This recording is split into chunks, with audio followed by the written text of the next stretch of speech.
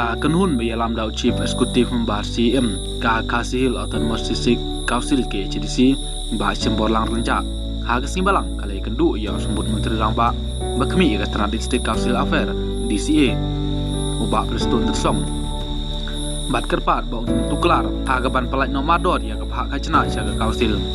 UCM ulakno ba kaladon ke jing perslem na kaliang jong ka sarkar jela man pelaj ya ka phak kacna sa ke CDC wala ki wi Autonomous District Council kila de banyo ya ka phak la jong gila butin ru lang ba ki sthi ha ki kinit banai balalek andrai haduk menta ngindang banyo ya ka phak jongi kumta ngisngeu bang don kam ban ye kendu ya sembut menteri rangba ban patpau ya ki jing pia jongi halor kini ke kam long ubah Sembor Lang Renja UCM ke CDC ulitu bau dai CM uklempen pau setia ya kanu